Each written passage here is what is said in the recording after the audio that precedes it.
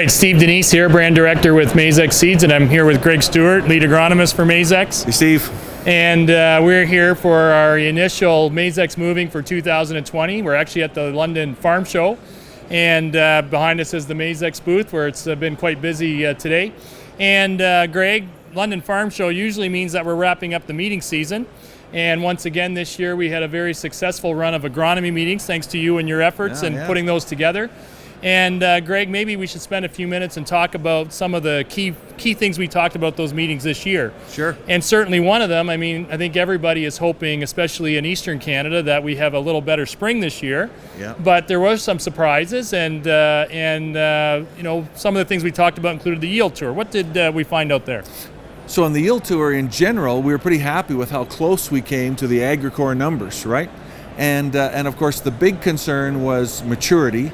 You know, so we get the yield tour wrapped up at the end of August, and we're looking at kernels that have no dent on them, and so you've got your fingers crossed that you could generate good enough conditions during the grain fill to put decent weight into those kernels.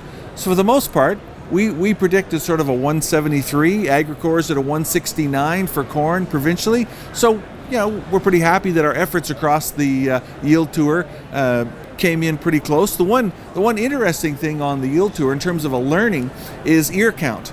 So this year on ear count, we ended up at 29,800 ears per acre, averaged over 350 fields that we examined. That's a bit of a wake-up call, I think, for most of us. You know, if your average is 29,800, half of the fields didn't get to 30,000 ears per acre. So I think that's from this year's experience and from our discussions at our winter meetings, that's a clear take-home for almost every grower to get out and see where your ear count is at.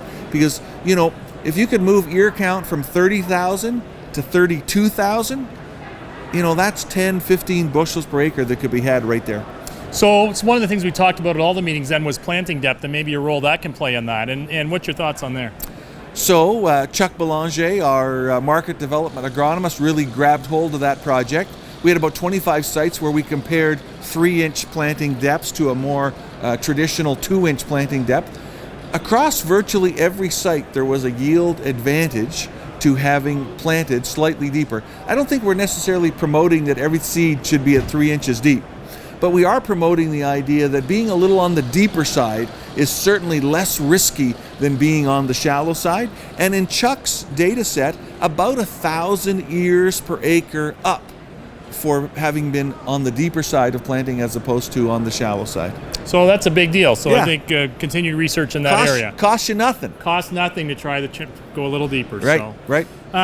Turning gears a little bit, then certainly one of the highlights at the meetings in Eastern Ontario was Missy Bauer. Right. And a couple of things she talked about, especially in terms of tillage. So what was the summary there? Yeah, so Missy did a nice job for us in terms of talking about tillage uniformity, and particularly if she contrasted chisel plows or disc grippers and how those units could perform well, let's say either well or not so well.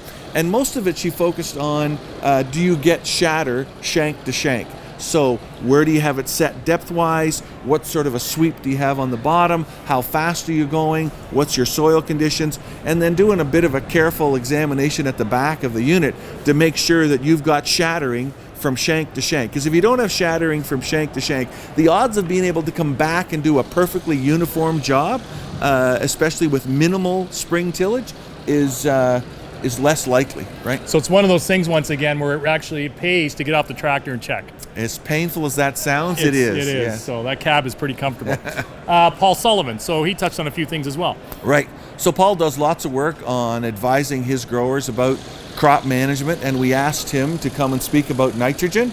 And Paul did a nice job of sort of reinforcing the idea that if you move some of your nitrogen into that split application, whether it's side dress or whether it's over the top, however you're going to do it, Y drop, that there are, generally speaking, there's some advantages to be able to take some of that nitrogen, move it to the split application. You're just going to do a better job of evaluating weather, yield potential, soil nitrates if you move some of that nitrogen to a split application.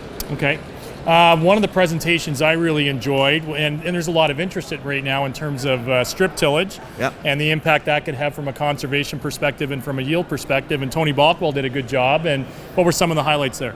So Tony did a nice job of sort of reinforcing the idea that the strip till, I think to really capitalize on strip till advantages, is getting the right fertilizer mixture in that strip.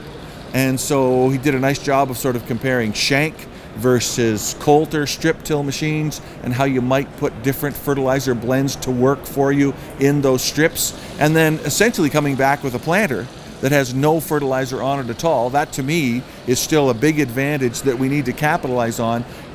If I go to all the effort to building a good strip till system, I'd like to be able to run my planter without any extra gadgets or fertilizer at all. And he took us down that road in a good discussion. If you go to realag.com under our series called The Sharp Edge, you'll be able to see a little more detail of what Tony's talking about. And that's a good segue. The Sharp Edge is a series that you're heading up and working with Real Agriculture. And the goal there is really to show some innovative ideas and with progressive farmers over time across Canada. So we look forward to that series as we go into this year. Absolutely. You'd think we'd run out of innovative ideas, but agriculture proves us wrong every time. That's right. There's a whole room behind us here of innovative ideas. And finally, at Joe DeBrouwer, who farms near Blenheim, Ontario, and Joe is a dealer for Maizex, and he did, I thought, a really nice job in terms of talking about taking advantage of his fertilizer caddy and what he can do there. So a fertilizer caddy on a planter to deliver dry fertilizer while you plant, well, that's cool, right? And Joe's making that work for him.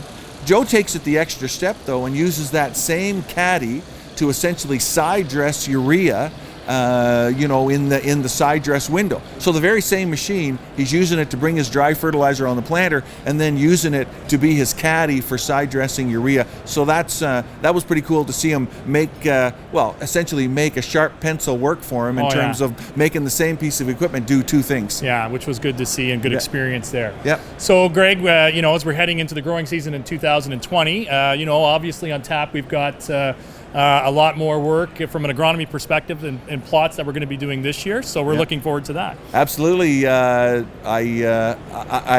continue to get good feedback from our meetings that we have across the province, from our dealers, from our customers that keep feeding ideas at us. Oh, we should try this. Maybe you better look at boron, or maybe we should re-examine sulfur, or let's make sure we got this planting depth right. So lots of good things still to look at in 2020. And for those of you that weren't able to make our meeting, we have a 2019 summary of all of our agronomy research that Greg headed up, and that is available on Maizex.com. So if you haven't got a copy of that already, please download that and check that out for ideas for the 2020 year. Very anyway, good. Greg, thanks very much. Excellent summary, and let's have a good year. Absolutely. Thanks, Steve.